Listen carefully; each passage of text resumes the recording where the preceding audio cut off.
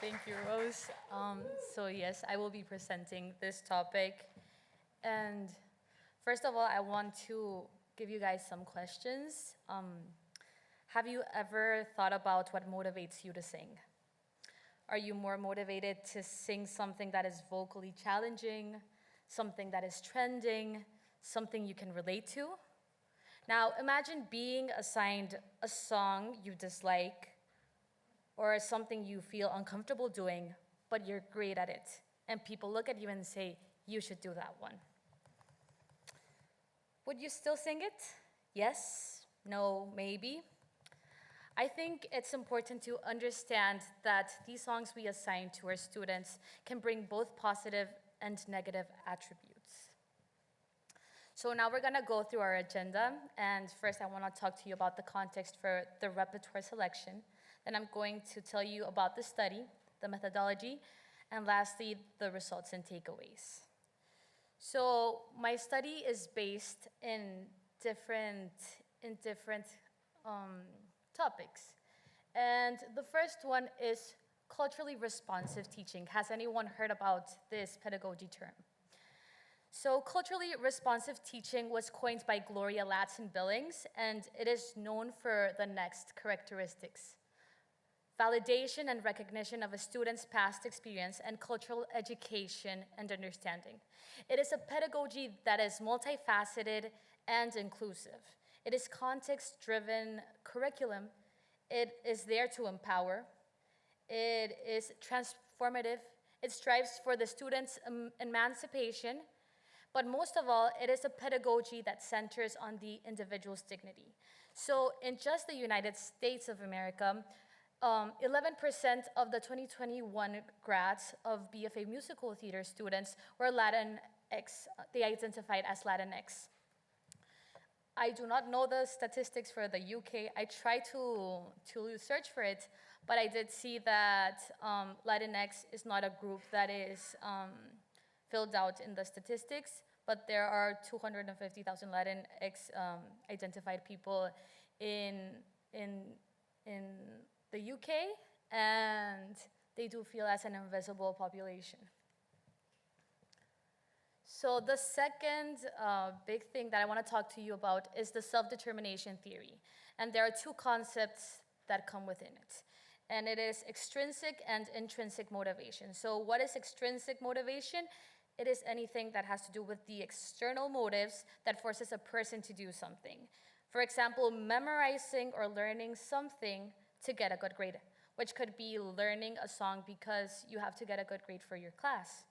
Now, intrinsic has to do with the internal motivation, which has to do with the personal growth and fulfillment of what that individual wants to do. And then the last thing I want to talk to you about is the veto option.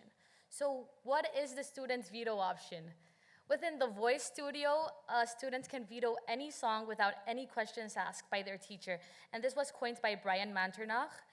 And here I have to ask you guys, does the student feel supported to say no? Because there's one thing of having that availability to them, but does the student actually feel like they could say no?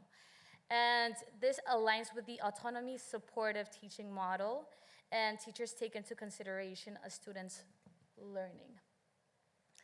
So what is my study, or the study I did? And the purpose of my study was to examine the practice time and qualitative experience of Latinx participants engaging in 4 different categories of repertoire assignment.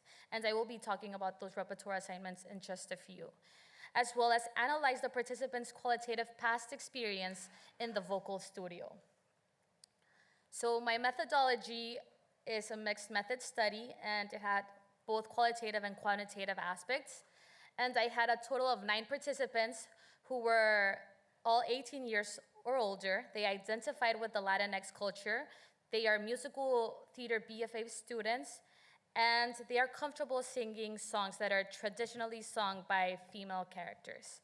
And the students that participated came from 5 different BFA programs, and they also came from different countries, all of them studying in the United States, but come from heritage from these countries, which are Mexico, Peru, Cuba, Puerto Rico, and Brazil. And so I gave them a 1-week practice length of 120 minutes, so they had to practice 4 songs totals, and I gave them a list of 16 songs, and out of those 16 songs, there were 4 songs for each category. And of those 4 categories, they did not know which of the songs were of that category. And they were blinded to the categories, and they told me which ones they had already sung, so I could not give them those. And then I would assign them those songs. And lastly, I had a one-on-one interview. Now, I have a small disclaimer, and if people decided not to practice the 120 minutes, they would still be asked to participate on a one-on-one interview. And the protocol part of the study would now be done in a hypothetical way, because we know that people have things to do, specifically BFA students who have to learn other songs. And so they would just tell me how many minutes they would designate to those specific songs. Now, it's important to know the repertoire categories that I assigned and how I labeled them or how I defined them for this specific study. So first one is the culturally stereotypical, which in this case is songs displaying any kind of generalization of the Latinx community. And the composers and lyricists are not part of the Latinx community in this case. So we have songs like Out Tonight, America, You Must Love Me, and There She Goes, Fame. Then we have the culturally representative category, which is songs that demonstrate attributes of the Latinx community where this group can feel identified with it. And the composers and lyricists are part of the Latinx community. So we have songs like Perfidia, Everything I Know, Waiting on a Miracle, and Coming Out of the Dark. Then we had the standard musical theater, which is not what, this is defined a little bit different for my study, not like how you guys would typically see it as, but it is any popular repertoire in the musical theater canon, and culture is not a pivotal theme. And then I chose One Perfect Moment, What Baking Can Do, Dying Ain't So Bad, and Journey to the Past. And lastly, we had the culturally sensitive category, which are songs that included characters or themes that are culturally outside of the Latinx group. So we had songs like Waiting for Life, Colors of the Wind, Higher, and I'm Telling You I'm Not Going. So what were the results? The results comprised of protocol results as well as interview results. And so first, here we can see a chart that demonstrates the total result of practice time distribution by category. And it's important to note that the blue, it represents the people who actually did the study and sent me their voice notes with their practice, while the pink represents the people who did it in a hypothetical way. And in the x-axis, we have the song category. So we first have the sensitive, then we have the standard, then the stereotypical and the representative. And on the y-axis, we have the minutes that were spent on each category. So here we can see that in the sensitive category, there was barely any engagement, and only 6% of it was only 6% of the observed time. No one in the hypothetical wanted to sing that song. And when I was listening to this recording of this specific person, the participants had the song Allegiance, and they heard it for the first time. And when they heard it and researched about it, they saw that it was for a Japanese Asian person, and they decided to not engage with it. So they said, I do not want to engage with it, because they did not feel comfortable with it. Then we can see two big things here. We have in the standard category that most of the people who actually did the protocol, the observed time, that was the category they spent on the most. But when doing the hypothetical, most of the people thought that they were gonna do the representative. So why is that? That's a big question that I I asked them a little bit about it, and some of the people who actually did the study, they told me that they didn't have time to learn it. So I might be guessing that they really wanted to listen to it before and did not want to record them listening to it. But, and learning it. So that is very interesting. Now, I asked the participants if they were comfortable singing the repertoire in a public setting or in a private setting. So public meaning performances and in front of others, while private is in their voice lessons. And here we can see that none of the participants are comfortable singing sensitive repertoire in public, and only 4 said that they were comfortable singing it in private.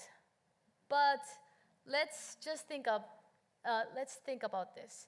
If no one really actually practiced anything in the sensitive category, and just a few of them said that they would feel comfortable doing it a private voice lesson, do you guys think that they actually want to sing this kind of repertoire?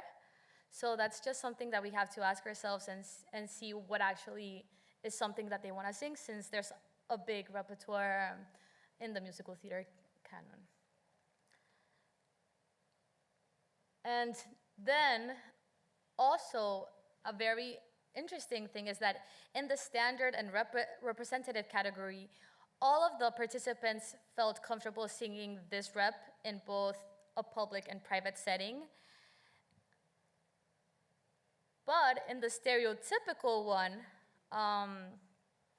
there was one participant that said that they did not want to sing, they wouldn't feel comfortable singing the song in public. The one who said that they did not want to sing it in public was There She Goes, Fame.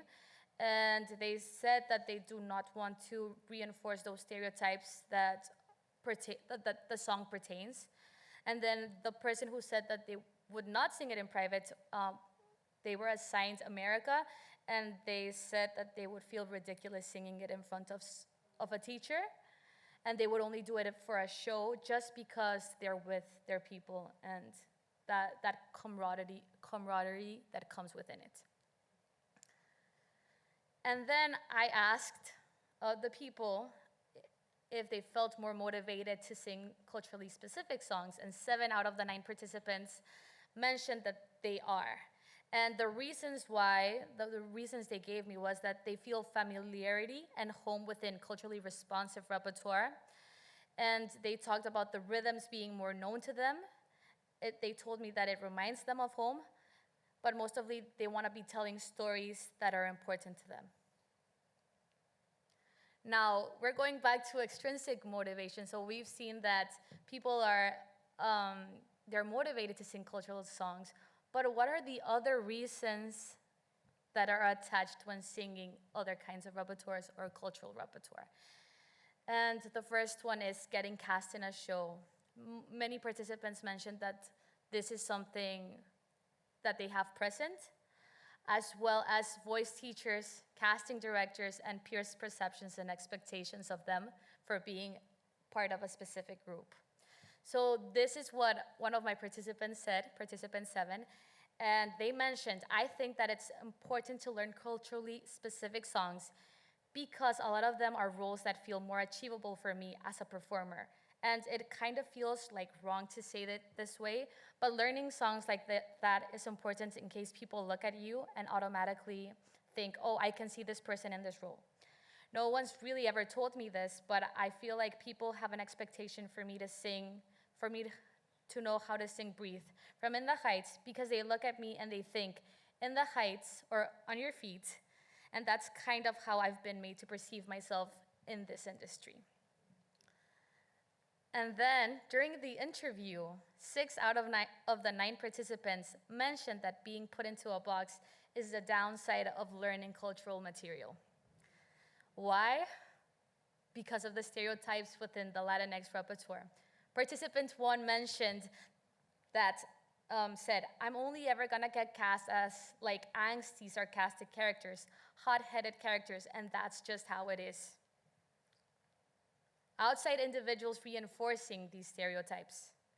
depending on who your voice teacher might be, I think sometimes there's like ignorance. So I think that if you're only doing something that aligns with your identity, you might feel trapped because there's so little like Latin representation on Broadway. And then identity beyond culture. Being put into a box based on something that they can't control is isolating. And this is something that I really want to highlight. People are born into a culture and cannot change where they came from. So restricting them to staying in one place limits their possibilities in the musical theater world. So participants here mentioned, if they wanted to play Anastasia or a character from a standard show, they should be able to. And another participant, participant 6 mentioned, we not only live in Washington Heights, you know, we live in everywhere. We're everywhere, like we're part of every true story and every accurate story. And it doesn't have to be about culture to have a person of this culture, you know. And then we have the student autonomy in repertoire selection. And here's where the veto comfortability goes in. And 6 out of the 9 participants mentioned that they are comfortable vetoing a song their teacher assigns. And then the second thing is creation of collaborative spaces. The people who said that they do feel comfortable vetoing a song mentioned picking their own material and having this autonomy of choosing or having a guidance from the teacher, but in the end, it's their choice to pick the repertoire. And these are some of the comments. My voice teacher doesn't really assign songs to me. She lets me choose, okay? She gives me options. She's like, I think this could work, or if you find one that you could sing, just bring it to me. So I want to go through the major takeaways. And first is students do not want to sing culturally sensitive repertoire. Culture contributes to the self-perceived motivation a student has to learn new repertoire. CRT, or culturally responsive teaching, should be implemented in voice studios by setting spaces that include Latinx voices to promote belonging and motivation within the voice studio. Students feel that they can relate to culturally responsive songs more within musical theater canon than other categories. And lastly, do not put your students in a box. So if you have any questions, this is my presentation.